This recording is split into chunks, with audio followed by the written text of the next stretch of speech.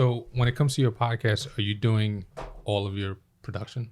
I still do a lot of it. At this point, we're putting out so many episodes. My producer, who's been with me now for like 15 months, he does a great job. We kind of do every other episode. So he'll produce one, I'll produce the next, because you got to do the intros and stuff too. Yeah.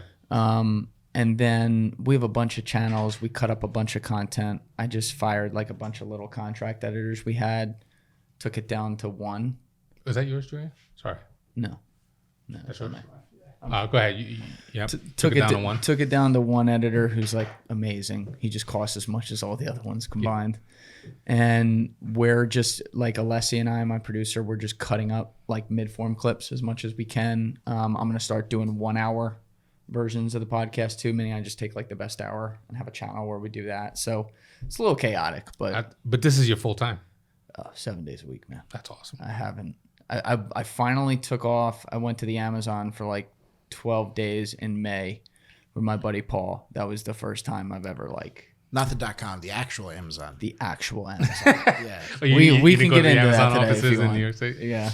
I saw that, the whole ayahuasca thing, which I know nothing about, so I'm hoping you can educate me on that. Yeah. On so the pod today. Are we on right now? So we do this thing where we just kind of start rolling. I like that. And then at some point, I'll just be like, yo, guys, wait, I should do the starting part of the podcast. Maybe we should just do that now. So, hey, we're back at the Disruption Podcast.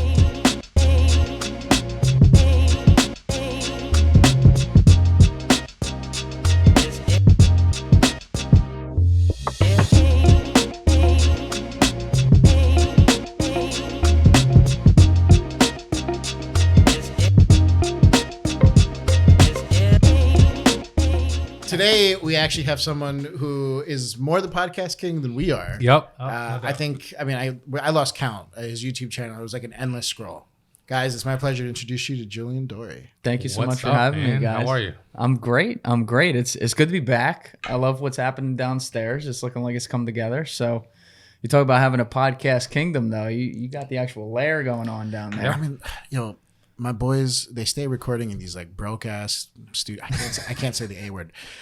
These like hood broke studios, and I was like, I gotta bring my boys up with me. Yeah. So I was like, I just gotta build the place because I looked around and it just didn't exist. Yeah. Did I ever tell you this? Like, I went to WeWork with cameras to try to use the conference room, and they kicked me out. They kicked you out of WeWork. Yeah, they called the cops. They're like, you can't record in here. And then I had a similar situation at Industrious where I wanted to record. Like, I rented the conference room. I paid for 8 hours, and I wanted to set up my cameras and do everything. They said because of the glass walls and like you have to get releases from every single person in the building. And I'm like, they're all pointed outside the building. Nothing's pointed inside. Like, we don't care. That's their loss. I mean, that's just bad 1,000%. business. Yeah. Where do you record yours?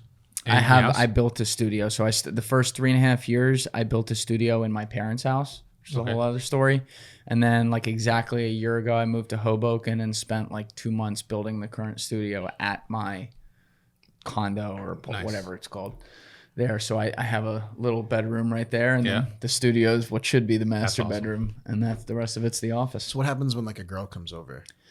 I mean, there's a bedroom right there, so we're good. But like it's got a skylight too. What are the reactions when they like walk in and they see like a whole studio? It's a good closer. It's a good closer. It's a good closer. I never got to use that line ever. No. Well, actually, technically, I landed my wife because I was shooting a podcast. She slid in my DMs because I posted a behind the scenes photo, and she was like, "What? You live in a warehouse?" I'm like, "No, I live in a Jersey City loft." That's right, baby. How do you like living in Hoboken? You're from South Jersey. Full disclosure, I was born in Hoboken. Cool. I grew up in Weehawken, so I know that area very well. How do you like it? Except when you were around that area, it was very different. I know. I'm just saying, in the 60s, it was very different. It's very gentrified now. Half of these buildings didn't exist. I mean, since I left Jersey City, there's been 10 new sky-rise buildings that have come in. There's a Jenga building now. Yeah, it's crazy how much they're building. But I will say I love Hoboken. It is, I might be a little biased, but it is probably the most perfect location I could ever have because I'm 4 blocks from the PATH train, 5 blocks from the Hudson, where my gym also is. I get my food delivered to my door. That's a great hack. And I can be in New York in about 13 minutes, Yep. door to door, if I want to be, and I'm there all the time. And also, when I go to fly in guests, Newark is like a slingshot away. That's right. Yeah. I mean, it's like incredible. And then my producer decided to live on the other side of the airport, so he picks him up and brings him in. It's like That's great. absolutely the best setup ever, and like I'm pretty in love with. It's not much, but like the space I have, I think is really, really cool, and I don't know, like it has a good creativity vibe in there. Yeah. Agreed. It's my wife's birthday this weekend. Oh, I'm it taking is? her to Antique. Happy birthday to your wife. I'm taking her to Antique. Isn't that like a block from you? Oh Barn yeah, Bakery? yeah. Yeah. You're talking about the restaurant. Yeah. Yeah, I actually haven't been there yet. I'm close to Dear Maud, so I go there a lot, but I've heard amazing things about It's my Antique. favorite restaurant in Hoboken. Yeah. You don't know Never about heard that of life. Antique. Where is I that? took you there once. Nah. There's the other Dominican bald head guy. I don't know who you're talking about. It must be Jordash or one of those Maybe. guys. Yeah. Yeah, for sure. So, I mean, we should tell people how we met. Yes. Yeah, I was here doing a podcast, New Theory podcast. I think like 7 months. It was like January, right? The OG New Jersey podcast from 3 months ago. Yes. Yeah. Way back. Back in the day. And it was the first time he saw this room, and he was like, "Oh, this is nice." Mine's a little bit bigger, is what he told me. But And I it's definitely and didn't better say way. that. I gave him the tour of the basement. He was like, "Oh, I can't wait to see what this looks like." And I was like, "Yo, man, you should record your podcast here." I was like, "Nah, I just built the whole studio. I'm good." Yeah, I kind of put like a Wake lot up. of money into that studio, if you know I what can I mean. imagine. Yeah. It's nice not having to leave. Like everything happens right there. I'm huge on, even in my old career, probably the only, you don't know shit coming out of college, but probably the only thing you did know, like I knew about myself, is I could never live more than 5 minutes from my office, wherever that was. Like it needed to be right there. Yeah. And so I had that in my old career. I like that. And now it's great that in my career I'm doing now, it's like, oh, let's wake up and walk to the room next door. It's awesome. So let's talk about that. Let's take it back to college. Like, how did you get into podcasting ultimately? But where did it start? Like, obviously, and no one probably would, at the time that you were in college, you weren't like, I want to be a podcaster forever. So Yeah, definitely didn't say that. where did it start? So I came out of college knowing nothing, and it was like, okay, it's like the societal plan. You work hard in school or hard enough, you get okay grades, you go get a respectable job, you figure it out from there. Yeah. So I connected with a friend of mine's dad while I was in college, and we got along amazingly. Larry Katina, shout out to my old boss. And he was like, hey, Related to Ray? not related to Ray. Okay. He always gets that because like they're both very successful guys in the same North Jersey area, but no, not related to Ray. But he was like, hey, come work for me. And he worked in what's called the private bank of Bank of America Merrill Lynch. So what they do is they handle ultra high net worth individuals, probably like Encore. And The room with the glass walls that you can never get into, Yeah. right? There's just a guy like heavily typing in there. yeah. So they do that. And then they also handle like, they might be the quarterback of their clients' companies, whether that be a private company or a public company. So on the public side, you could do something like a 10b5-1 and run that and work with their CFO and basically run the financials. But what did they have you do? I did a little bit of everything.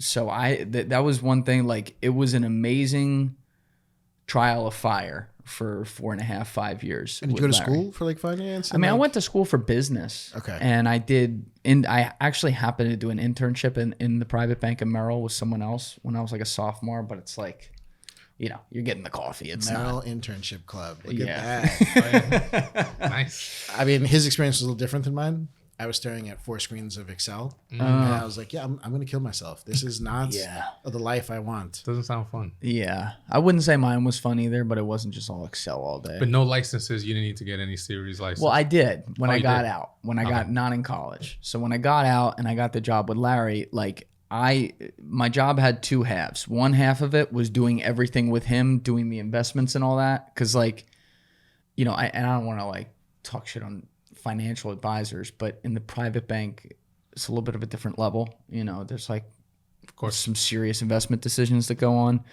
And so I would do that with him, obviously, like not doing it alone. And then, we were the quarterbacks of our clients, whether it be the companies or the individual side. So I'm just imagining boiler room, Ben Affleck coming in, right? Like, that was your life, right? You're straight out of college. It wasn't.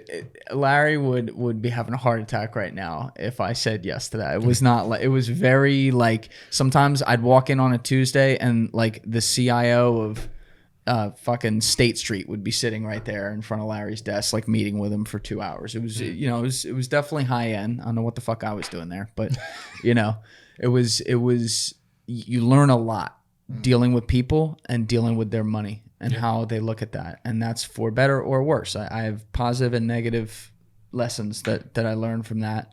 But the other half of my job I actually liked. My job was to be in New York City and know everyone. Who does what, why, what industries work with each other, what they have to do with each other, etc. And I had always been like a good relationship builder and people person and networker. I would say that got even a lot better doing this. But what it also did is it made me realize what the real world's like a little bit. You know, like there's a lot of hate that goes into colleges now. And some of that's deserved. I understand that. I personally have no complaints about my college. I think it was a really good education. I would do it all over again. Did you go Greek? I did. Yeah. What fraternity are you in? I was in Sig Chi. Oh. Yeah. He's one of those. Where'd you go to school? I went to Bucknell. It was a school like in the middle of nowhere in PA. Those guys knew how to party. They do know how to party there. It's definitely. We're both Greek too. Yeah. Oh yeah. We found it out much later. And, Same one. No. He's a Sigma. Okay. And then I was in a multicultural one called Sigma Beta Rho. Oh, cool. I was just like, Ludwig, you could step? You can stroll? Like, wait, what? I was shocked when he was like, I'm a Sigma. I'm like, wait, what? At one point in my life, I could. Yeah. So my roommate was a Not Sigma anymore. in college. And I mean, like, when you think everything you think about those like traditional black fraternities, I mean, I just think of that movie Drumline. Right? Oh yeah. Where they go down to the basement Was that party with Nick and like Cannon? everyone's Nick Cannon and like Great movie. shout out to Clifton, but like Nick Cannon's down there in the basement, like they're watching people step, stroll, whatever. That's I'm like, exactly right. That was your life? Yeah, that's exactly right. It's a different. He would level. take me to these It's a parties. different life. Yeah. He would take me to these parties in Maryland, DC, and like I went to HBU parties, and I was like, "This is amazing." Yeah. Now I went to Rutgers in New Brunswick, so it was one level. That's different than Howard University, like the historically black colleges, yeah. like that. They rule down in those schools. At Rutgers, when you cross, they give you like a pocket square. No box. Here's your fat sandwich and a pocket square. Enjoy college. Fat sandwich, yeah. No pocket squares. No. You guys had a front row?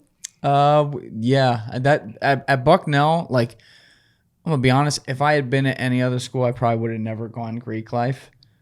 I think it was a great experience there, though, because like at Bucknell, if you weren't in that, you didn't have a life. It's not a big school. those, Everyone's in one. So like my fraternity was like all the sports teams and then like me. So all my best friends were O linemen and D linemen, and our team was actually, they were a good class. So our team was good. Some big boys. Oh yeah, they were called the meat squad. So then like they'd roll in deep and I was this little lanky kid. And then I started lifting when I was like right when I turned 20. And by the end at senior year of college, I had a little size. So it was like I was now the 4-string quarterback. Yeah. And that was an amazing pickup line. Like I it really imagine. closed the deal a few times. Shout out to those girls. But it's like you kind of have to blend in when you're around that. You know what I mean? 1,000%. I hope Bucknell has raised their standards at this point. These girls. Man, I think the other part about college that is so weird these days is like after COVID and understanding how education has changed at the collegiate level. It's all crazy, man. I can't imagine having been in college. I can't imagine having been in any level of school when that happened. And I'm extremely grateful that I was out at that point. Okay, wait, but like the plot turns so starkly post this finance. Yeah. So what I was saying is that when I came out of college, college can't teach you how the real world works. So when I would connect with people and learn things and just be all over the place for those years, I kind of learned how it worked. And more importantly, I've always had to figure out stuff myself because I'm an only child, which that sounds depressing, but it's not. It's like you kind of have to teach yourself more things and put yourself in more situations. I understand your pain. You're an only child too? Shout out to the only chocolate. My parents got it right on the first try. That's my story. That's what I'm sticking to. Yeah, but I definitely, for the first time, with some good friends around me as well who were encouraging it, started looking inward at like, ooh, what am I good at? What do I like to do? Which side of my brain do I use more? You'd think in finance, you're gonna be a logic brain person, right? I'm a creative brain person. Nice. And I started to realize, I was like, wait, my whole life I've been a writer. I like making shit. Like, what the hell am I doing? So I started with these side LLCs with my friends, doing some media work, some marketing work. I loved it. And then, in the business I came into, the way it works, because people say like Wall Street, that means a million different things. In this business, when you come out of college, it's like you grind like a dog for 4 or 5 years, you make no money. But if you do a really good job, you get the offer and you get pulled into the inner sanctum. Yeah. And now you're going to make a lot of money. Yep. So my boss was like another dad to me. Obviously, we got along well, and business was really good when I was there. So when I was at that 4.5-year mark, he made an unbelievably generous offer. I had never had money before. Now I was going to have, at least to me, what was a lot of it. And I realized, and I think he kind of did too, when he went to give it, like, that I was going to say no. Because I've never, to my own detriment sometimes, I've never been motivated by money first. I want to have financial freedom. Don't get me wrong. I'm not sitting here like, let's be poor. That's not it. But I have to do things that I love in the pursuit of making money. It's just how I am. And I knew that at that age. And so, I thought on that offer for like a week. I went away for like 6 days, I remember, right after he gave it. And then was talking with my buddy who was at a similar point where he was going to sell his company. And I was like, I can't take this. So I turned it down. That's late summer 2019. Because Can we pause right there? Yeah. Are you able to? I don't want to give numbers, but like, what were you making? Are you able to say that? I'll tell you that. Yeah, tell me that. And then was it a 6-figure deal that you turned? Okay, so what were you making? It went from peanuts to like the whole AMC movie theater. Yeah. That's the type of jump in finance. Basically, like I was making if I averaged the first 4 years, so I think my third year was higher than my second and my fourth year was lower than my third. I was averaging about $65K a year. Okay. In North Jersey. Okay. Paying rent. $2,200 a month. All right, so you were making $25,000 a year, basically. I was making. There's no such thing as savings. Yeah, so, the ramen noodle diet. Yeah. So, what did it take for you to make that decision and say no to that? Honestly, it was one of the first Zen moments of my life where it was like, I'll never forget it. I was sitting on a beach with my buddy Chaz Servino. We tell this story all the time. He was a very successful guy. He had built this company called Today's Business in North Jersey. They had like 55, 60 employees. They did everything from digital marketing for small businesses to managing Ray Lewis, and Kevin Garnett was a business partner on like the athlete side. Like they were all the way up to public companies, the whole bit. And he was having a real crisis of he and his partner who founded the business didn't get along. And he had been trying to make it work. And I had been like his advisor over that previous year as I was like wavering outside of my job on wanting to do this because he wanted me to market for him and stuff. And so we were sitting on the beach because I wanted his advice on this stuff. And we got to a point where I'm like, yeah, I know I can't take this. I could never do that to Larry. Like my whole thing is I could have taken it and stayed there a year or two, collected a check, got a little nut and said, peace. Yeah. But like the guy I worked for was like another dad to me. That would have been the scummiest shit, in my opinion, to do. And there's just no way I could do that. So when we were sitting that day, I kind of came to that decision and said, all right, I'll give it another 5 days just to make sure. But because I told you I went away for like 6 days down the shore. But Chaz sat there and then suddenly went, holy shit, I got to leave my company behind now. Oh. I was like, well, this just escalated quickly. So it was like this real and to this day, that's one of my best friends right there, my biggest supporter. So like, now he's going his way and is doing amazing, and like I'm going my way and I'm getting there. It's like that was a really cool moment. And what was also cool was when I went back the next week Again, this is like the end of summer 2019, and told Larry my decision. He was a gangster about it, man. He was a little sad, but he saw it coming because like he knew me so well. And he said, look, you're going to be changing industries. So it's like starting from nothing. Don't say anything because the company was paying me. He's like, your work is great. Stay here while you're making this shift. You take as long as you need. You're helping me. It's fine. And then, when you're ready, you go. So it was amazing because I knew I was going to get my ass kicked on the job trail because it's like I'm going from being a banker to trying to go to marketing. And you guys know how recruiters work or people that are hiring at companies. They don't want to have to figure out how you fit. They want to know how you fit. And I had this side LLC work, but who cares about that? So I really got my ass kicked on the job trail even more than I expected. And I thought it was going to be a bloodbath, but like I was going for jobs that paid $38,000 a year in New York City. No, seriously, from day one, before I was getting my ass kicked, because I'm like, I'll just prove myself. I'm not worried about it. And I couldn't even get interviews for those. Oh. And there was one company that I was networking like crazy, and I got a handoff to like the number 2 person at a big company who was awesome, by the way. That lady had no need to be nice to me, but she was, and she hooked it up with their head of recruiting to get me one of these jobs. And that person that she hooked me up with ended up standing me up 3 times for an interview.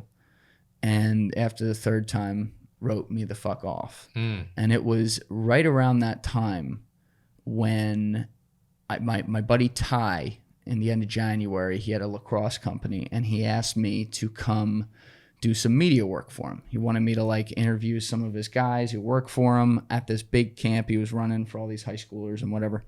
So I go to do it. It was a Sunday, and I'll never forget it because I'd had one of my good friend's weddings the night before, and that I was a little hungover, so I went to go do a little cardio to sweat it out. I had to get over there by 4. And as I was finishing up the cardio, the news comes through that Kobe Bryant died. And so February. Yeah, it was January 26th. It was a weird day because like I was a huge Kobe fan. He was a Philly kid too. Like just a weird day. So I head over there to Ty's thing for like 5-6 hours. They're doing the camp. We go to film at like 9:30, 10 o'clock at night. And so it's this huge industrial, like, I don't even know what you call it. Like, it was amazing in there. Like, they had multiple fields, but it's like a warehouse. Yeah. And they set up all the big camera lights and everything. And they have me and him sit down, and he says, hey, this is one of my really good friends. He's like, I want you to interview me. Nothing off the table here. He's like, I want to be vulnerable about some of the mistakes I've made in the past. I'm trying to be an example for my kids here and whatever, which was like really cool. And I'm like, looking at him like, all of it? And he's like, yeah. I'm like, okay. So for like a half hour, we did that. He did a great job. And at the end, the cameras, the lights go off, and then the warehouse lights come on, and there's like 25, 35 people right there, and they're all like cheering, like, wow, that was amazing. Did you know? Not really. No, because like it was dark. Like we just saw the lights. I didn't even know anyone was there. Wow. So after that, a bunch of people came up to me, and they're like, bro, do you have a podcast? It's like, no, I don't have a fucking podcast. They're like, you need a podcast.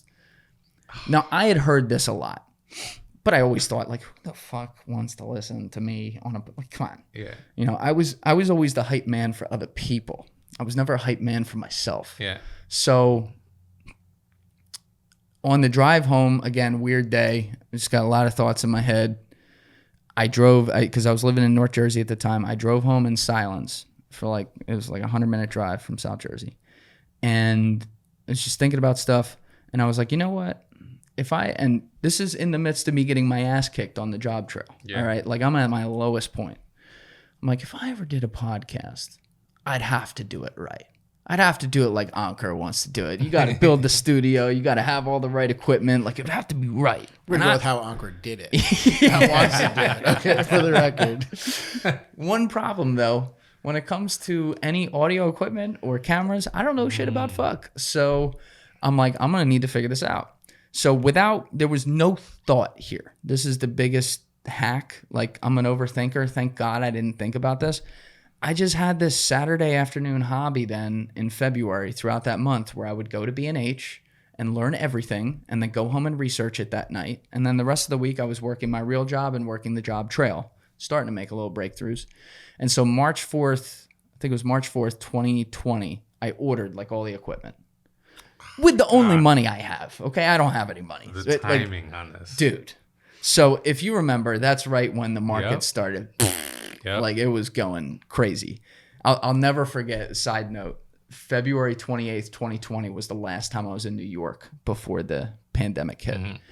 And that week, the 24th was Kobe's public funeral. That was the first day the market was taking a shit. Friday, the 28th, was like Dow down like 1,000 points or something. So I have a meeting right in the skyscraper above Grand Central. So I'm driving into the city. I get there like an hour early. I'm on the phone with clients the whole time because I still got, I got to take care of these people. Obviously, I'm still working there. And I go down into the bottom of Grand Central Station. I'm on the Bluetooth with a client. I got the Dow and the S&P in my hand, like just refreshing it. And I'm talking with the client, looking up at all the thousands of people around there, this panicked COVID thing's coming in. And I'm looking at the Dow Jones and it looks like the world's ending.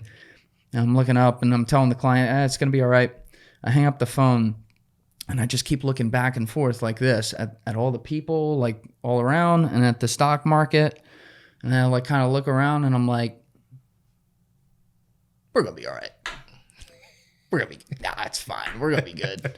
And that was like the kiss of death. So I order everything on March 4th. And then the week leading up to the pandemic was a shit show. I completely forget that I do it.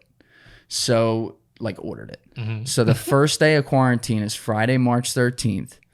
And I get a notification, your podcast equipment has arrived downstairs. And I was like, fuck.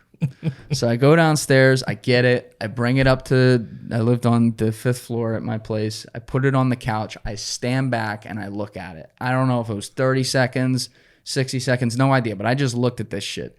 And I was like, Julian, you've done some dumb shit in your life, but this is by far the dumbest shit you've ever done. You now have no money. Your job opportunities just dried up overnight. Your career's over. And now you have a bunch of podcast equipment sitting here with no idea what to do with it. And then again, there's like 30, 60 seconds, whatever it is. And I'm like, well, I guess I got to go for it now. That's it. And so I got to give a lot of credit to two people. First call I get is from my dad, who, now again, this is like when they were saying 2 weeks to stop the curve. And he's in South Jersey and he's a lawyer. So unless he's on trial, he can work wherever. So this isn't really affecting him. He's just working from home. But he was like, hey, I know your lease renews April 1st. Don't re-sign that shit. I'm like, why not? He's like, they're saying 2 weeks is going to be a year, bro. I'm like, fuck you. No, it's not. He's like, just don't re-sign it. Come down to South Jersey, ride it out. I was like, okay. So I didn't do that, and that was huge because then I get down to South Jersey. But a couple days later, my boss called me and said, hey, because we weren't allowed in the office, they're like, I assume all your job opportunities just dried up? I said, yep. He's like, all right, until we go back to the office, why don't you just stay on? We had, the one thing that was really cool is at the end of my Wall Street career was the best job we ever did.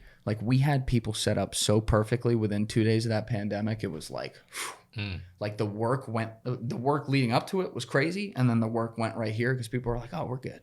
Yeah, we're fine. So he could see we're doing well. But he's like, just if shit gets crazy, I need you to work more. But in the meantime, you do a couple of the things for me a day, whatever you want to do outside of that, you take care of your shit. So I get my dad to tell me to move to South Jersey so I don't have rent for the first time in my adult life. Huge. And for the next 5 months, I get the company money from Merrill to pay me without having to pay rent, which gives me just enough runway that I lived very poor I still live poor, but lived really poor for the first 2.5 years of the podcast, didn't spend on anything, and I had enough to get me through. Nice. So that made it work. Wait a second. Living at home with the family, is that really living poor? I mean, that's like laundry. No. I mean my personal net worth. Yeah. Meaning, because like I put all my money into it. But I always say this. To me, the podcast is like my parents' podcast too. Because like it doesn't happen without them. I got home on April 1st and my dad saw the podcast equipment and he's like, "What the fuck is that?" And I was like, you know. And he's like, what are you doing? And I'm like, I think I'm going to start a podcast. And he was just like, all right, back room, give it a go. Hey, and I built a little studio in the back room. I was really proud of it to this day. Like for the first studio, I thought it was awesome. And that's what let it happen. Like I ended up living there for 3.5 years and I could have never afforded rent on a studio. I mean, when I started making money, like enough to start paying bills, it was 4 months before I was going to be out. Right. And like when it ended up happening. So yeah, that's the only reason that happened. And I just sat in that dark studio. I mean, to this day, I still work 7 days a week, but at least like my room outside the studio where I work has light. But back there, they lived in the woods and, you know, it was a blacked out studio and I lived there for 3.5 years, which is not, I wouldn't recommend that, but you know, it's like what's the Bane thing? I was raised in the darkness. You know, something like that. But it was cool. I mean, let's talk about how big your podcast has gotten. It's getting there. I mean, flex a little bit. Where are you at today? So the main channel has like 645,000 subscribers. I have 3 other channels on YouTube that have 245, 140, and I think like 36, something like that. TikTok we're getting back to. That's how I initially built. TikTok I think has like 420 on one account and 170 on another, but we haven't really been there in a year and a half, so we're going to pick that up again. And I've never focused on Instagram, but I'm focusing on it now. So we have like 56,000 something on the one page. We got to get that up. And on Spotify's been really good because I've been posting video there now for over 2 years. And so my numbers on Spotify are like, on the episodes are like beating my YouTube numbers like 3/4 of the time, which is really cool because the numbers are more like YouTube can give you way more upside when you hit a home run. It's not even close. But like the spread on YouTube is like this, whereas Spotify is like that. So you kind of know, from a planning perspective, there's one piece of your income you can at least plan out a little more like, okay, I'm going to be in that range. Right. YouTube, it's like this month might be here, the next month might be here. And also like I do every topic I want, which is not ideal for YouTube. They don't like that. So I hold myself back on purpose a little bit, but that's kind of a long-term calculation by me because I want the algorithm eventually to be like, yo, whatever he posts, go with it. Yeah. You bring up a good point, and I did have a question about this. If I was to talk to a third party about your podcast, I would have trouble trying to pigeonhole it or at least give like an elevator pitch on it, right? Can you describe for the audience what your podcast is about? Yeah, I sit down for at least 3 hours usually with people from all over the world and all backgrounds of life. Could be someone from a dude who's lived in the middle of the Amazon jungle for 19 years to a CIA spy to someone with a crazy life story to a New York Times bestselling author, whatever the topic may be, and we have a conversation. It's very similar to this. It's actually exactly the same. Like we just sat down and started talking. I'm calling you out right now. Why haven't we been on your podcast? Got him. Dude, I had to put my pants down first to get you on mine. The number, like every one of my best friends has to come on my podcast. I'll get emails all the time from people who have like a best-selling book trying to come on the podcast. And I have to say no all the time because while I do everything that I want to do, there's like very specific ways, like can I title the episode? That's all. He just strategically said no. That's all I did strategically say no. Yeah. But like I turned one down the other day. How should I say who this person is? They're like number one in what they do. And I was on the phone with their guy. And they're like, are we going to do this? And I thought about it for like 30 seconds. I was like, I can't do it. He's like, why not? I said, I don't have a title. That's how shitty YouTube is. Like eventually my podcast will be number whatever, name That's it. Right. But that's when I'm like top 5 in the world. I think that's what it'll take to be at that point. So I'm slowly moving there, but when it comes to monetization on YouTube, are you still seeing good results? I know when I speak to people who have been on YouTube for a long time, they say that the money's gone down in terms of, yeah, per video. Are you in a space where you're still making good revenue? I mean, if you would have shown me my revenue I'm making right now back when I was starting this podcast in my parents' house, I would have been like, wow, we're rich. But then if you would have shown me my expenses, I would have been like, wow, we're poor. So, I mean, I guess the money's pretty similar to what it was on a per view basis when I first got on YouTube. I know before that it was a lot more, but I don't know. I'm not the most educated person to ask that question to. I wish I had a better answer for it, but it's all good. Yeah, like we're working on doing more brand deals and stuff now. That's something we haven't done a ton of. No one wants to hear about a sponsorship. We want to hear about the juice. All right. Favorite episode you've shot to date? What is it? You got to have one. Impossible to answer. Really? I have like 15 that stand out, but I can't say like, ooh, this one's my favorite versus that one. There's so many. Like some of them are the most popular ones you see. You're an only child. This shouldn't be this complicated. No, that's what I'm saying. Like if I end up having 4 kids or whatever, like I'm not gonna have a favorite. You know what I mean? Like we're gonna love them all in different ways, but we're gonna love them all. That's right. So yes, there's like probably 12 to 15 that stand out above the pack. And they're not all necessarily the top ones I've done. I know a few of them are, but they all did pretty well though. But yeah, I mean. All right, so let's jump into a juicier question. An episode that didn't do well, that surprised you that I didn't do well. That's a great question. Recently, probably relative to other ones, my boy Brandon Buckingham came on, who's an incredible YouTuber, and he came on. I put out his episode like right when we recorded it and then put it out like right when he was hitting his biggest stride ever, meaning like he's pumping in the algorithm. His episode did fine, but like it should have done way better because the numbers were there. He's pumping as well, and like he was amazing in that episode. It was like one of my favorite ones I've done this year. He was extremely vulnerable, you know, and brutally honest about some things in how he looks at content, like from an emotional perspective. And I don't know. That was such a fun recording. I would have thought, especially given the success that he then he's on a tear right now. His channel's incredible. But like, I would have thought that one would have pumped in the algo for sure.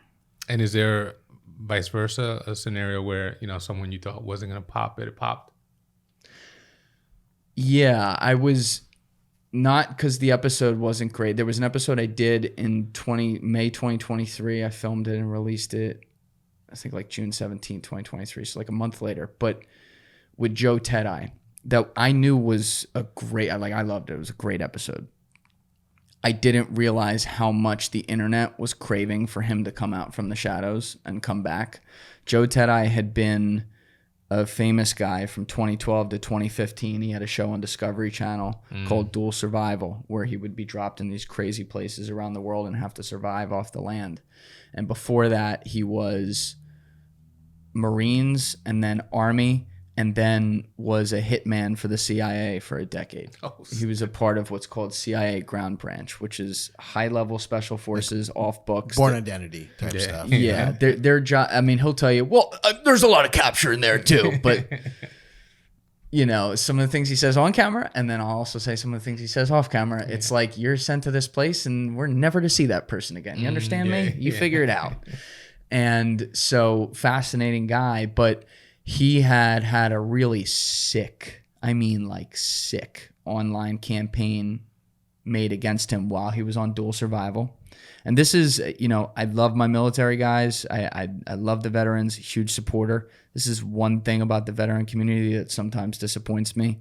There sometimes is like a eat their own type thing that goes on. Now, when someone has stolen valor and shit and is like saying things they didn't do, hey, I'm gonna let them handle that. Totally. Among many other things, that's what they were accusing Joe of. But like what happened was Joe had a former best friend. He didn't know this person was doing it, who, I don't know, I guess the guy went crazy, who behind blank accounts online started saying he was a murderer, a rapist, had committed credit card fraud. I think he called his mom like the C word, and then claimed that his whole military career, including CIA, was wrong. And so Joe had to spend pretty much all the money he had on lawyers to sue this guy. And it got settled, and he made a lot of money on it, but he spent a lot of money on the lawyers, so he didn't make much money, if you catch my drift. Yeah. But the reason it was settled is because the other side had totally lost, because Joe had guys like Dale Comstock, who I later had on my show, his best friend, who was also in CIA ground branch with him, who is one of the most respected military guys in the history of the U.S. military, who, on his behalf were testifying and saying like, this is bullshit. This guy's legit. Like he did this stuff. And as some people later said online, it's like, yo, if Dale Comstock's coming out and saying you're about it, like there's no argument after that. But the reason I say I was surprised it went nuclear like it did is because I did not realize, I hadn't watched Dual Survival when I was a kid. I didn't realize how many people loved that guy and wondered where he went, and how many people had just believed that online campaign, never paid attention to any lawsuits about it, and hated him. And wrote him off, yeah. So when Joe left Dual Survival in 2015, he moved into the woods, went away from everything. I think he went on one local news station in 2020 for 5 minutes. Like the guy didn't do anything. And what happened was his girlfriend saw a podcast I did in February 2023 with Chris Cathers, who was a Special Forces guy who later was a CIA GRS guy. So like Special Forces protection, different than Joe, but another form of it. And Chris is amazing. He has stage 4 cancer. He's had it for 5 years from all the exposure he had to different things in the Middle East. And, the guy works out like a dog every morning and is like this incredible inspiration. So he came in, ended up doing 2 podcasts with him because it was so long. And Joe's girlfriend apparently saw those podcasts and said to Joe, yo, I think you should go talk with this kid. I think this is the guy. You should come out. That's awesome. And he was like, fuck that. so she emailed me, I guess, without his permission, like, hey, I think you'd do an amazing episode with Joe. Obviously he's got a pretty up and down wild life story. And I was like, hell yeah. So she made him get on the phone with me, and he was like this guy's not scared of anything. Yeah. But he was like real nervous and like very like, how's this gonna go? Whatever. Yeah. And I'm, I just do it live. Like there's no plan. So I'm trying to tell him like, listen, dude, we'll come up and talk whatever you want to talk about. Sounds good. And he's like, at the end, he was like, all right, I'll do it. I was like, all right, great. I didn't really think anything of it. I'm like, wow, yeah, it's cool. This guy was on this show. Like he's got a great career. We'll talk about it. And before he came in, I started looking at some of the online stuff. I'm like, oh, this guy had like a whole smear campaign against him. And then he came in and he ends up just telling his whole story. And people came out of the woodwork just from both sides. A lot of positive, though, more positive, of like, oh my God, where's Joe Ted-I been? I've missed this. And the episode went nuts. And then he and I became really good friends.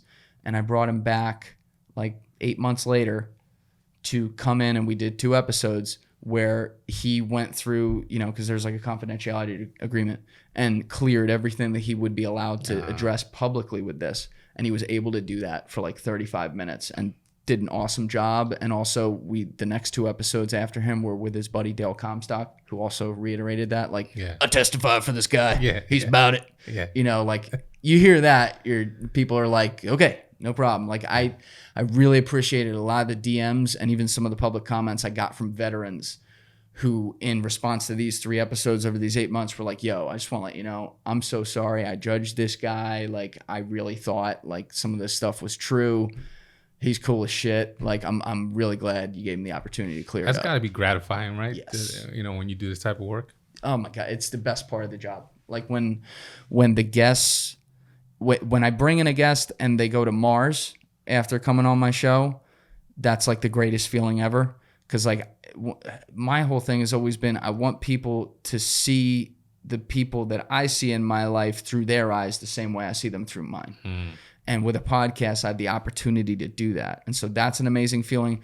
But also when people can, with evidence, present the truth, whatever that is, whatever it might be, and use my podcast to do it, yes, that's incredibly gratifying because it's a real human thing. To see, it's like seeing people, like I had one guy, American legend Danny Hall, another veteran dude, a few months ago, 2 months ago, I guess, come in, and this dude's a Silver Star winner.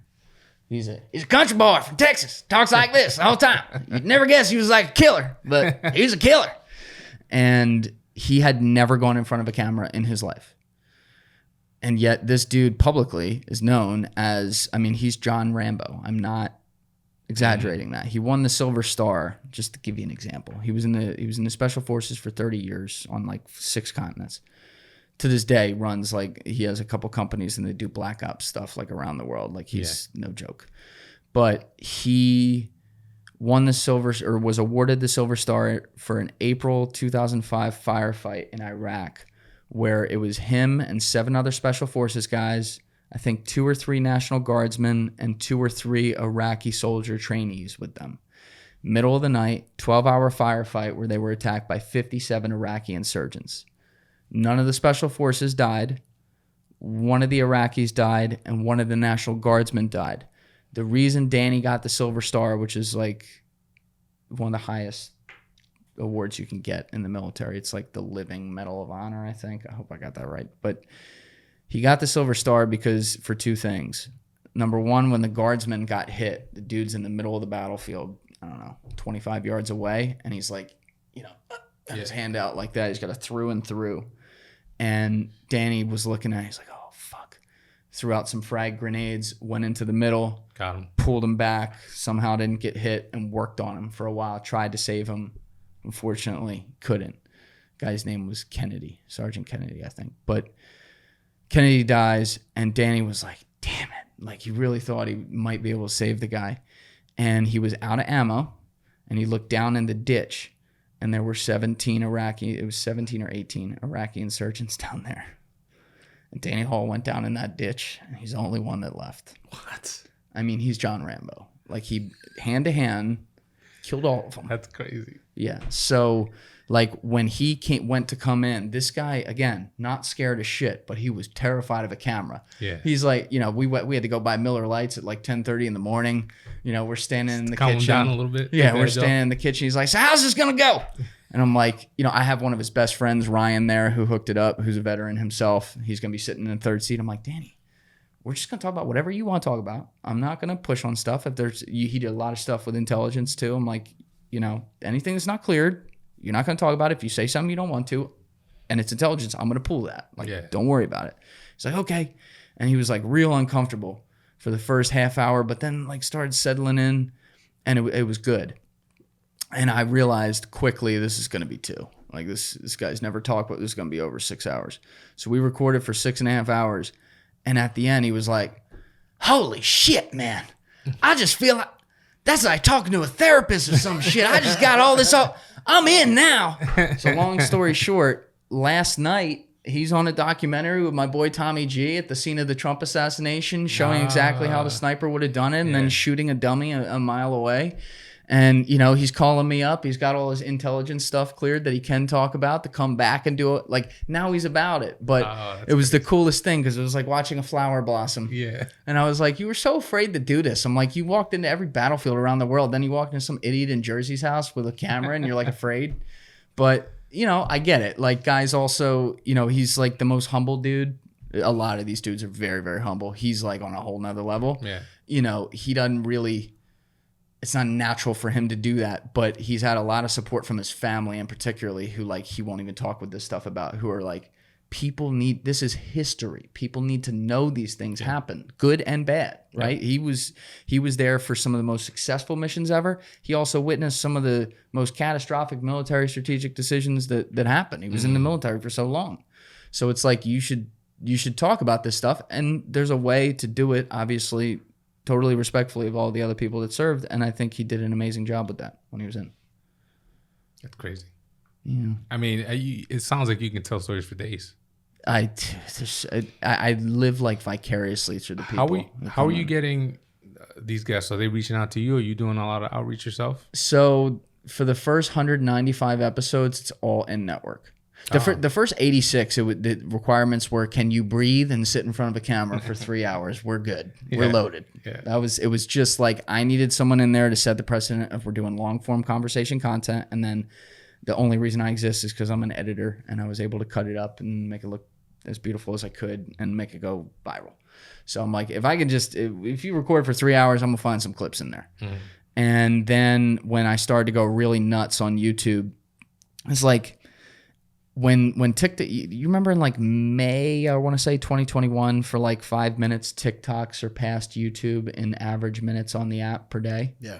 So YouTube flipped out when that happened.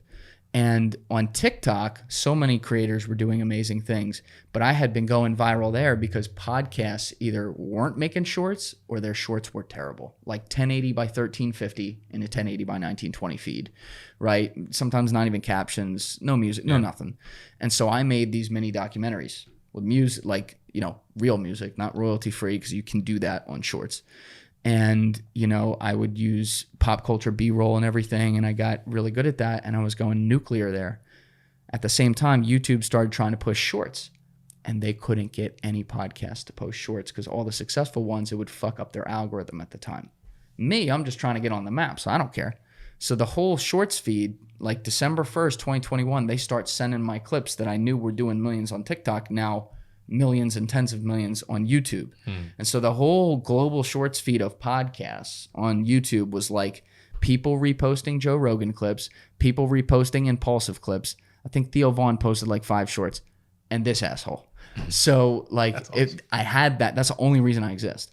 I had that for a while. And when those started going nuclear, the first time I got an opportunity where someone reached out was a guy who represents Raj Rajaratnam reached out for what became episode 87, saying, hey, I he's out of prison now. I think, you could do a really good podcast with him. And that was the first one. And then until episode 195, I think I only cold reached out to like 4 or 5 people, and only one of them was an actual cold reach out. All the other ones were fans were asking me to talk to someone and like connecting it on social media. But that's what I did in my whole career. It was like always, like I didn't have a network, I had relationships. And so it just happens.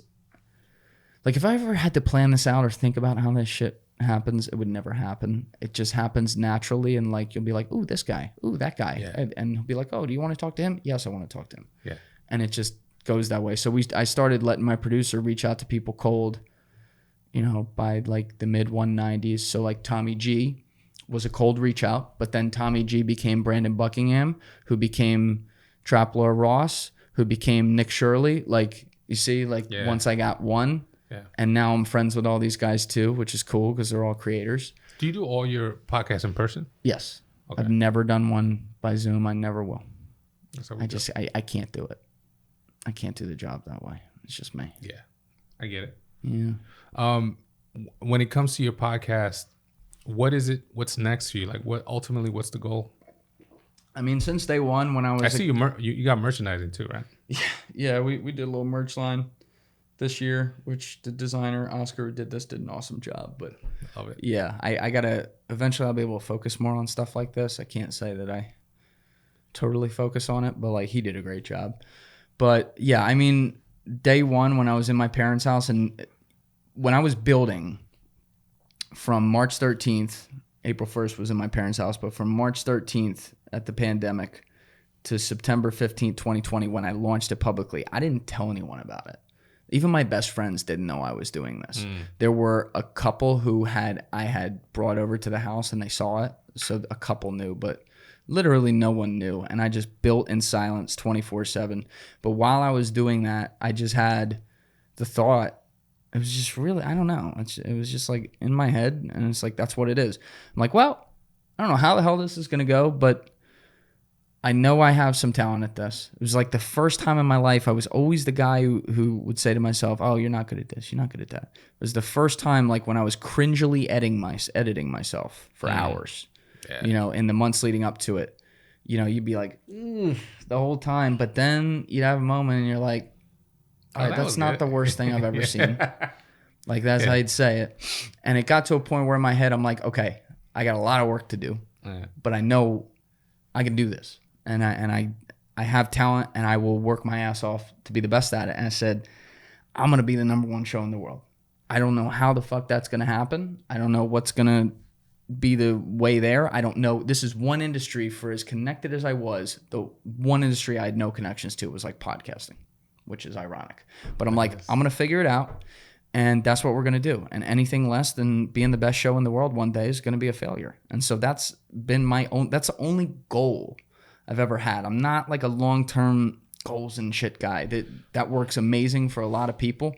So I don't disbelieve in it. Just for me, I'm much more like what's happening today and keeping myself accountable for today. But if there's like one light at the end of the tunnel, I look at it's like, yeah, I want to be the very best at what I do. And that's it. So Joe Rogan, basically, he's coming after you. Is that what I just heard? I never say it that way, but like Joe obviously he's the GOAT. He created he created the entire industry, and none of us exist without him. Yep. And I think to this day, he is one of the most underappreciated talents there is, because people view him as this huge show. But like, maybe it's because they don't do this for a living. But I can see how great he is at every fucking thing he does on there. And it does not get the attention it deserves. I also know that like I'm half his age, right? I'm the next generation. Yeah. So one day Michael Jordan retired one day, out, yeah. Right? So that's how I've looked at it. I don't anticipate being bigger than Joe Rogan in a couple years, but one day he's not going to be doing it. And I think when he's not doing it, I'm going to be the biggest guy.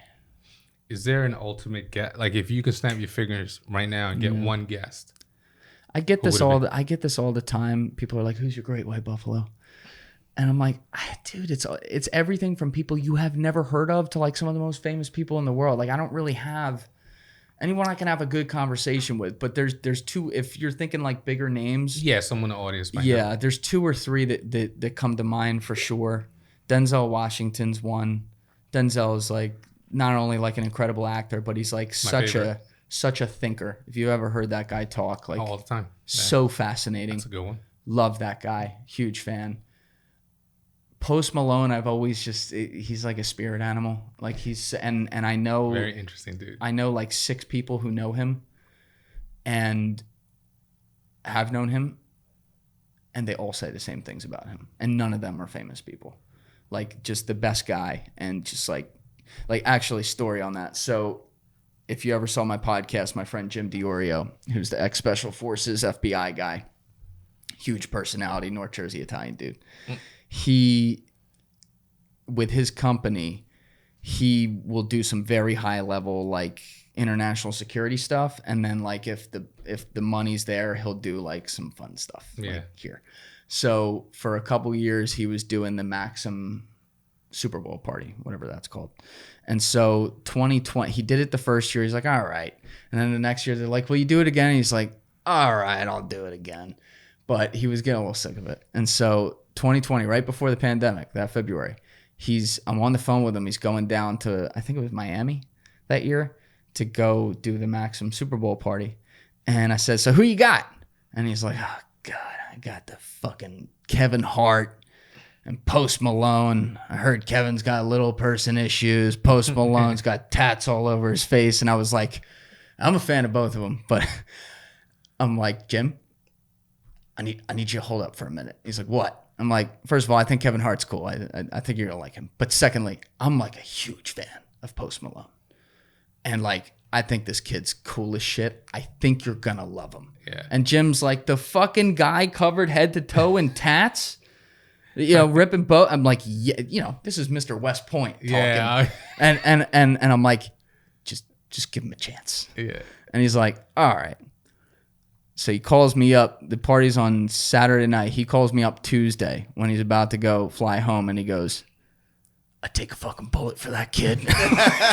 Like, to this day, like, we'll be in the middle of a podcast. I used to have a picture of Post Malone in my old studio. He'll be like midpoint on something important, and they'll be like, Post. Love that guy. That's like, he's just cool like that. And I know Jim would not want me to say a couple things, so I won't say it, but like behind the scenes, and I know this from other people too, Post does a lot of things without attention, if you know what I mean. He seems like that type of guy. Like, ridiculous. Yeah. And just like pretty amazing. So that's a guy. And then Post buddy, Justin Bieber, I think is another dude I'd really like to talk to, because I can't believe that guy's alive. And like, I think he's really impressive. He, you know, obviously like he's famous, has all this money and whatever, but you don't know. I mean, you've probably seen some of this up close on core with the people you've dealt with in your life. You know, it's like when you get like a ton of fame and that kind of attention at age 13, age 12, you have every girl between the ages of 11 and 17 grabbing you when you're in public and stuff. And then, you know, you're a part of the Hollywood industry as a kid. I mean, I don't have to name names. There's people who don't live through that. I'm not being dramatic saying that. And like this 1000%. This dude's got the wife. He's got the kid on the way. Has kind of found some zen, continues to make great music when he puts it out, and like is very vulnerable about stuff too. I find that incredibly fascinating and respectable. So that's definitely, I don't think he's ever even really done a podcast. I doubt he ever would, but if he wanted to, I'd 100% do that one. That's a pretty good list. Yeah. Who's your white buffalo? Oh man, we'd have to stop the podcast. I don't even know. He hates it when I do this. See, it's hard. I'm not good on the spot. It's hard, man. I mean, I think Ryan Reynolds. That's a good one. I would just love to interview Ryan Reynolds. I think it would be just this phenomenal conversation, because I actually know his career really inside and out, and like the times that like he failed at doing what he wanted to do, and like intimately know about when he bought the rights to Deadpool and like everything else and so on and so forth. It's another guy I hear good things about. Manoj Bhargava, the guy who founded 5 Hour Energy. He's like a secret hero of mine, because like, you know, he made $1 billion and then like gave it all away to try to cure the problems of the world. He tried converting salt water into fresh water, and then like he was doing this off the coast of California, and like they weren't happy with like their view being ruined, so he moved it down to like Peru. He was like solving blood flow control out of like medical facilities in China to try to like every I don't know this story. Yeah, man. It's a great documentary on Netflix or Hulu, one of those platforms. You should check it out. Yes. Yeah. See, that's an ideal. I would love to talk to him. I mean, he's from the same part of India that I'm from, so it's just kind of cool. And then I think if I had to pick a third person, I mean, Dave Chappelle. Yeah, I just want to have a conversation with Dave Chappelle. I mean, like, man, that guy is a great storyteller. Right? And we've actually been in the same room a few different times. But like, I can't fanboy around him in that moment, right? You gotta hold your composure. You gotta act like you've been there before. You want to talk about like gangster? That dude walked away from hundreds of millions of dollars and said, "Peace, bitch," when he was at the top of the world and had it at his fingertips on principle. Respect. Do you get hate? Of course. What does it look like in your, you know, based on your silo of what you do in your podcast? Like, what does it sound like? I would say it looks exactly like it looks like on pretty much anything. It's just like most of it's not original. Most of it's just, you know, sometimes people will throw jabs almost just to see if like they get your attention, and then a lot of times, this is probably half of them, because I answer a lot of comments, right? It's all engagement to me, so I'm like, let's go. But like, you know, a lot of it's negative, but I'll be like, oh haha, or like, oh fuck you, like whatever I'm feeling at that moment, just to be like, what's gonna get another response from them. And a lot of times they'll be like, oh shit, I never thought you'd answer, I love your show, man. So that's like half of it, so I can't even take that seriously. And then some of the others, it's like, it's just creative. It's impressive. Listen, has anything ever scared you in the comments? Because I remember when at the peak of my fame, I wasn't even the main guy, and like weird stuff would come in our emails, and like I'd be traveling, and there'd be like presents for us in our hotels already. Like they somehow snuck into the room that we were getting checked into. And like you never know what's going to be in those boxes. Right. I mean, fortunately, it was just like chocolates and love notes. But I can't say anything in the comments has ever scared me, but I will share this. I haven't said this yet. I'm going to be having 2 new Scientology episodes coming out in like a week and a half, I think. And they were 2 separate conversations. One was with Aaron Smith Levin, who's known well online as AA Ron. And then the other one was with his girlfriend, who's named Jenna Miscavige Hill. So she is the niece of David Miscavige, who's in charge of the whole thing. She was born into the cult, like on the base. She lived her first 21 years effectively not in our world. And she's out now? Yes. She'd been out for a long time. She's amazing. And there's a whole documentary. There's several. Yeah. There is, but there's not one on her. She wrote a book. But that's the book that I'm thinking of. Probably, yeah. It was years ago. But she's never sat down for 3.5 hours and told her story. And she did an incredible job, I might add. But when they were here and they went to I live upstairs, they went to walk out of my building. Someone left the Scientology brochure on my mailbox. Oh, snap. And there were no other Scientology brochures in there.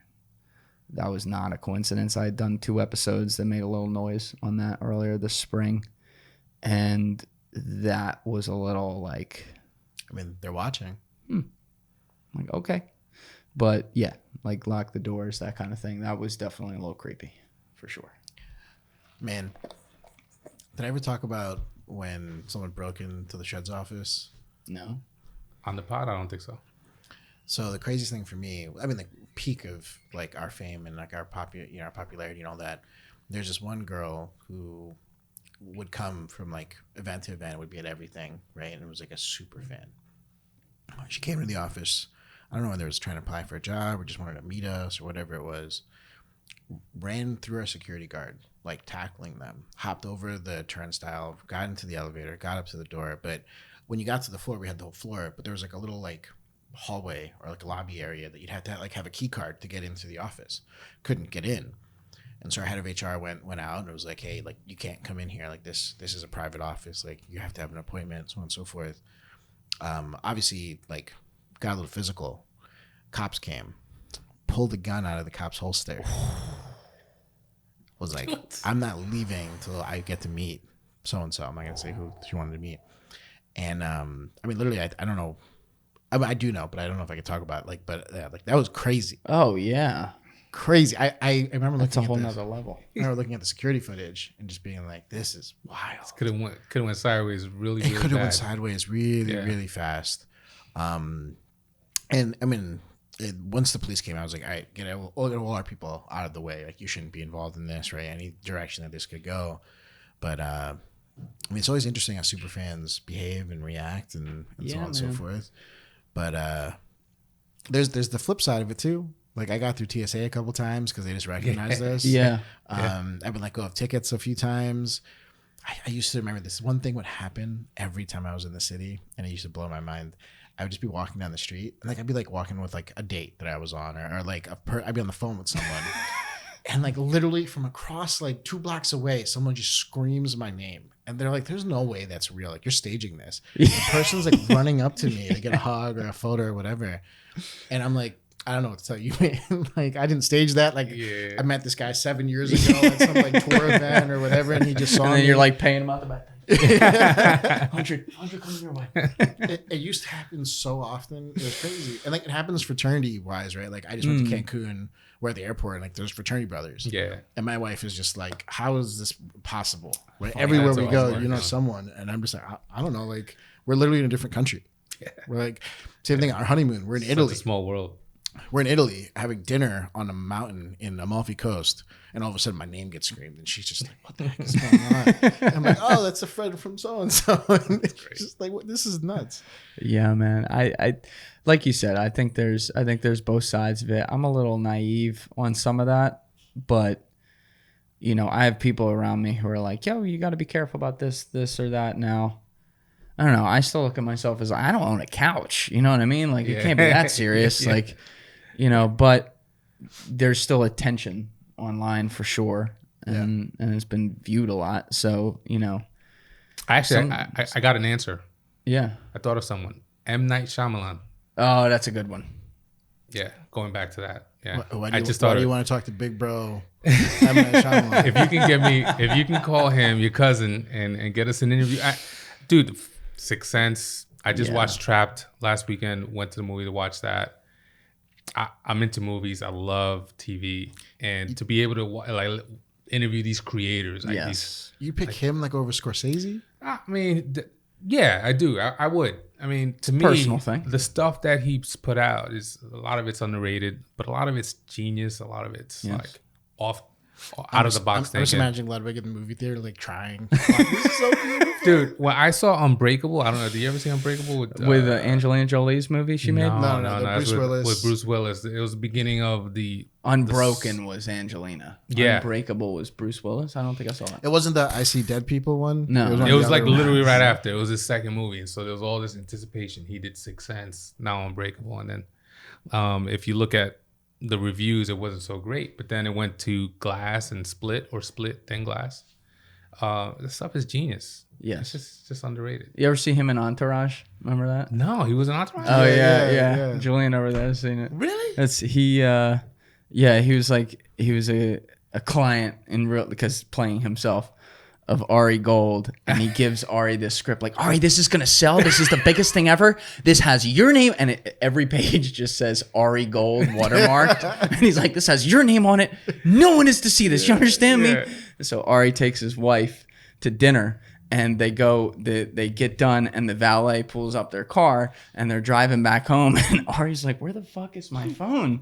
He's looking around, and then he's like, this isn't my car. And he's like, oh, fuck. Goes back, and they're like, sir, you gave me the wrong car. And they're like, oh, the Viper? The other guy just took it. He's like, fuck, that has M. Night script in it. And then it turns, he goes into the trunk of the car he's got, and it's got a bunch of black dildos and rape masks and stuff. Oh my god! And so he pulls the car back up to the guy's house and says, "Sir, you have my car. Give me my keys." Opens up the trunk, and the guy's wife's like, "What the fuck is that, Jim?" I didn't see that. I gotta watch that. I gotta start Entourage over again. Such a good show. There's so many great bites in that show. Yes, it was incredible. It was awesome. So, I mean, on this podcast, we like to flip the script a few times, right? And let the guests ask us some questions. Because, I mean, we've got to hear a good amount of your story. Yeah. But I bet you've got some questions that you might want to ask one of the world's most famous fitness photographers / content creator / influencer manager / Sigma. I'm starting to find a title in my head, by the way. Yeah, buddy. I've been thinking about it. So let's stay with that. We might make it to the Keep pod. going. You might make it on there. Or versus, the godfather of influencer marketing. I'm sure there's some questions.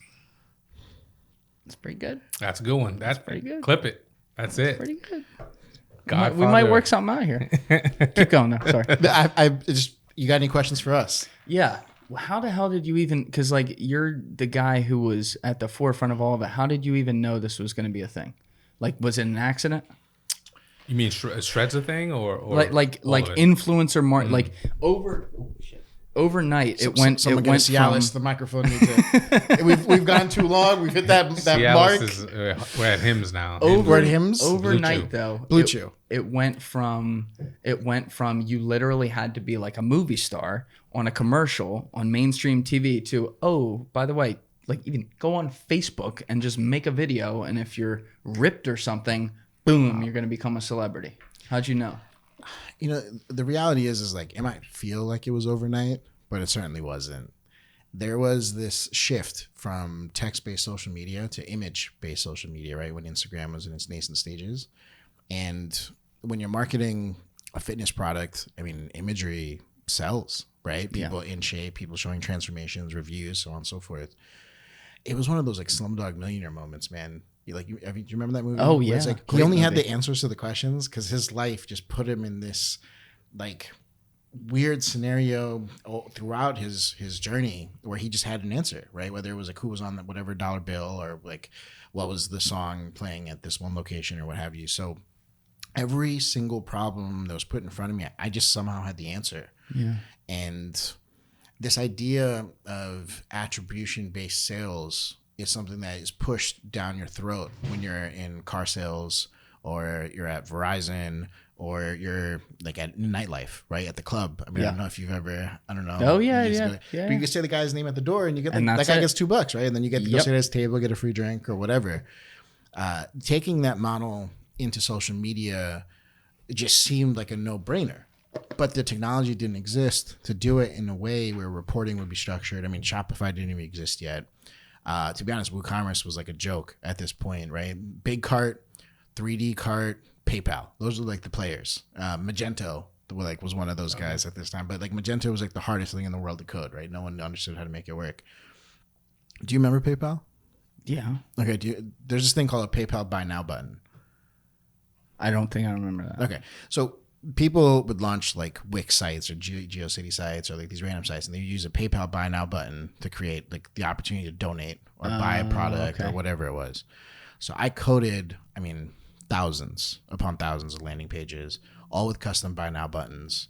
And that's how everything kind of started. And so if you're in a sales team, you're not going to be motivated to sell something unless you're getting that like data boy.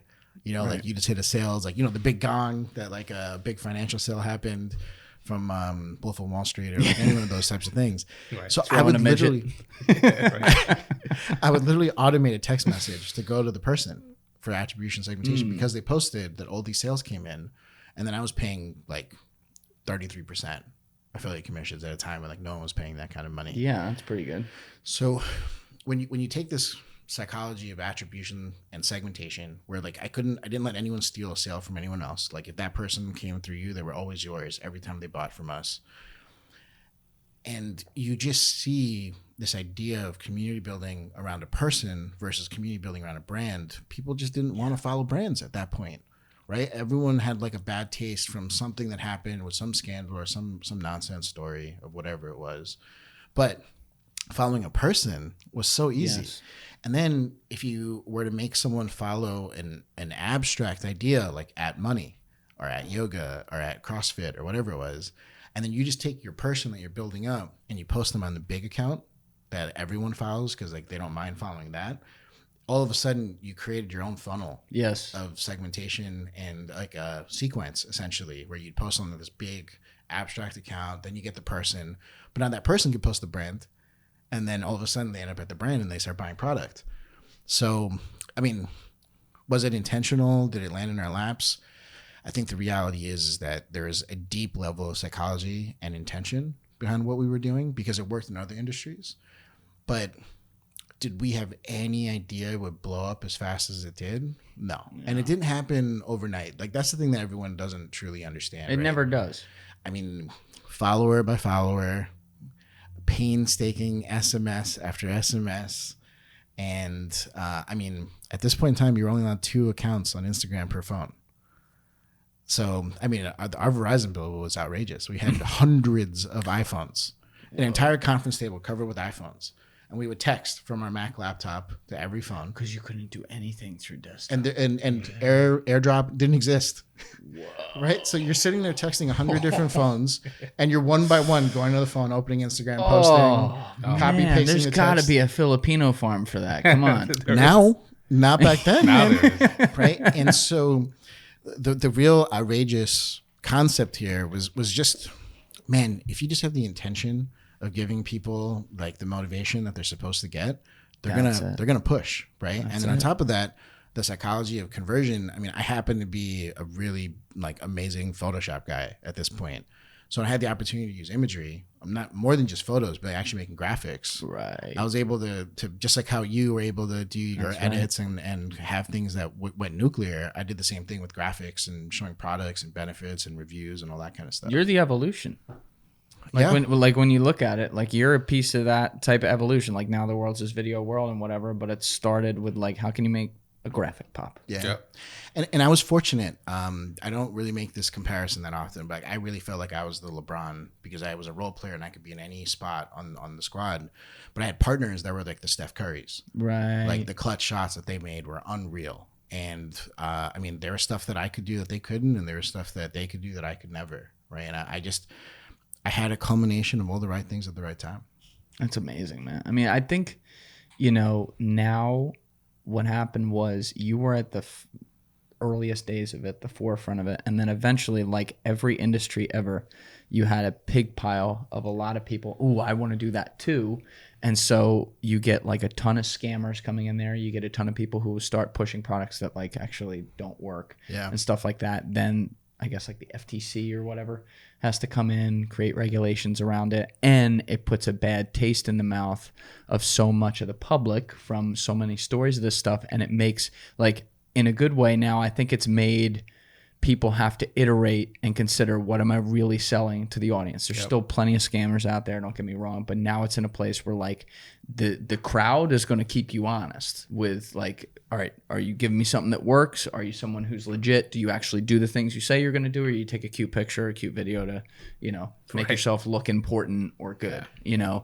It's wild. Like, I think that shift was actually happening like 2019, 2020 into the pandemic. And then the pandemic, once everyone went home, they're all on their phones. Like, people just kind of started to see right through stuff. But that's cool that you were there. The crazy thing is, like, marketing and sales has never changed over the years, right? You have to have demand. You have to have an audience that has that demand. You have to have a dope product. Yep. And you combine those two things, and then you can get the dollar bills on the other side. The part that I always find shocking to me is regulation, in my opinion, doesn't actually ever solve the problem, because there's always a loophole. Yeah. Right. For example, they had this case in the 80s where they found that the ground in California was causing cancer for people. So they came out with this thing called Proposition 65. And if you had something that grew in the ground, like a handful of spinach, like, you would have to have this warning on it saying that this could cause cancer, essentially. But then they gave a loophole. If your company doesn't have more than 10 employees, you don't need to do it. So all you have to do, I mean, if being a finance guy, if you structure your LLCs a certain way, you don't even have to have it on there. But like, you go to a Starbucks or you go to like Dunkin' or anything in California, you'll see this on everything, right? Because the big corporations are like, I don't want to deal with this, right? I'm just gonna put it on everything. California knows what it is. You're not gonna be surprised.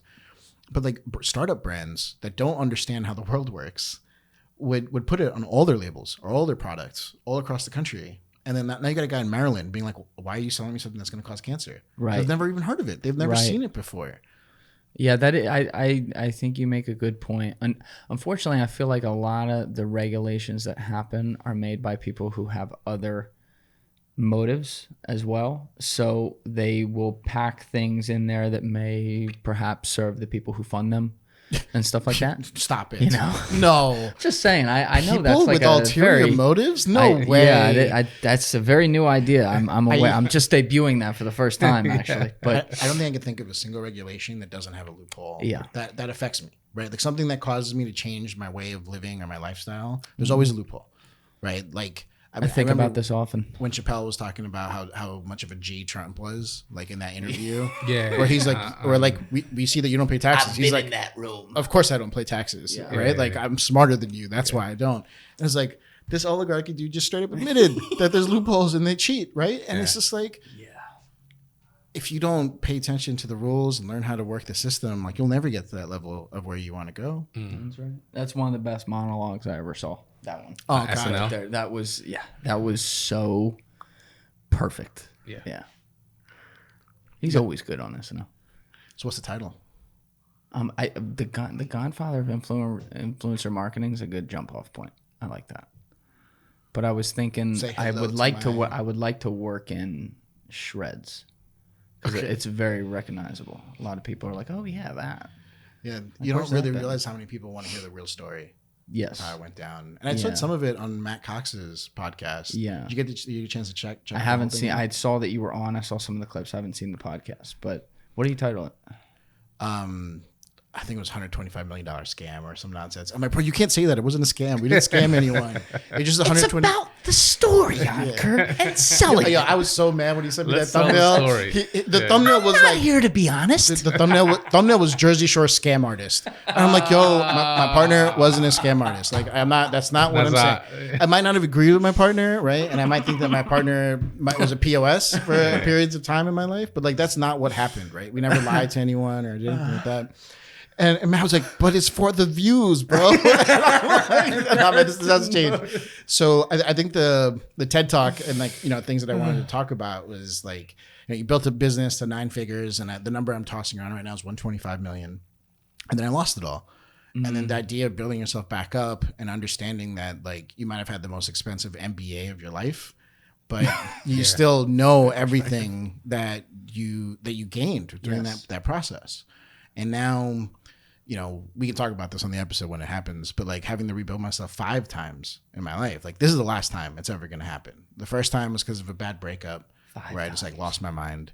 The second time was essentially just a company that it was taking off like a rocket ship, and I was just too early and I was just too ahead of my time for what was going on.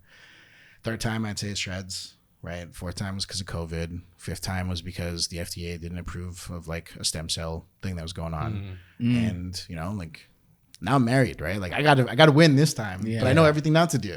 Yeah. Right? I learned it along the way. A lot of people like, why do you keep still making mistakes then, bro? But I'm sorry. Okay, I hired a friend and I thought I was gonna pan out, but then the friend decided to take advantage. Right? It is what it is. How long have you guys been working together? It sounds like a long time. Too long. Not. I just made my 1-year anniversary working with this guy, but I've known him since 2012. Okay, so you've known each other a long time. I never met him with hair, so that's a good way to put it. I But shaved he my also head in freshman year of high school, so I've been bald pretty much all my life. You rock it. That's good. Thank you, man. yeah. Appreciate that. I mean, 2011 is when I met him. Yeah. And you were saying you did a lot of the photography for Shreds? That's why I started with Shreds, was shooting all their content. So I would shoot these big social media influencers like Paige Hathaway, Joey Swole that would come into town, and then share that stuff on Instagram. And then my Instagram blew up, and my photography blew up because I was sharing content with all these big heavy hitters on social media. At the time, there were like 100,000 followers at the time, and that was huge. That was enormous. And then they grew, and so I grew. But all while I was doing that, I was working at Verizon and as small telecom, as an executive sales. Very small business. Yeah. So I was kind of doing the dual thing. I was sales and art and content. I like that.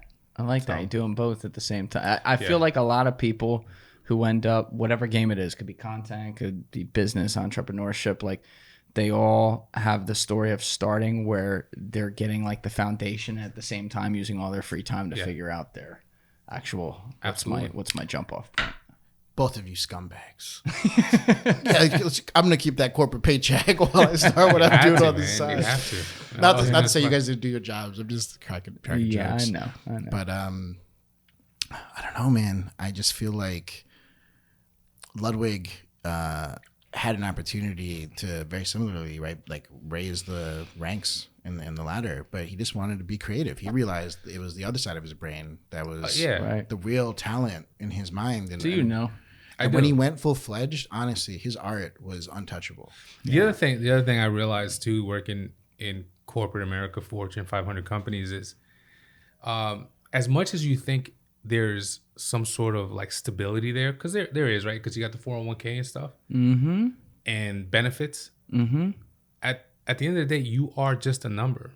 And if they merge with another company, like for instance, Verizon merged with AOL and Yahoo, they laid off. That's it. And you're gone. 12 years, 11 years, 15 years of service, and you're expendable. So the idea of that being, my long-term strategy where I can come here and work for myself, work with Encore, it's a no-brainer when you think about it that way. Well, I mean, I think I'm biased. I think you made the right decision.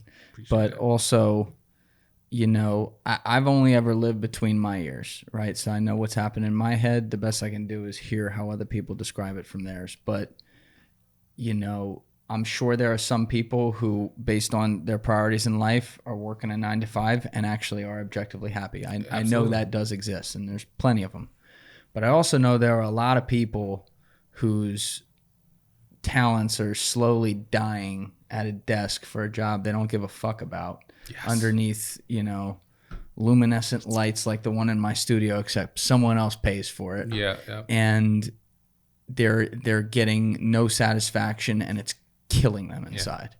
And like, I'm an only child, you're an only child, maybe you'll relate to this, but like, you got to learn to be a people watcher when you do that. And I've been doing that all my life, so I think that's also probably part of what goes into what I do now. But I'll see it all the time, and I'll size people up. Like, you can see whether the light's there or whether it's not. That's just kind of that simple. And I feel like I see so many people who may objectively, make some money, do fine, but like, that's not the end all be all in life. And maybe that's not the best they could do, not just monetarily, but like personally. Yeah. And sometimes when I see this, it'll be a friend.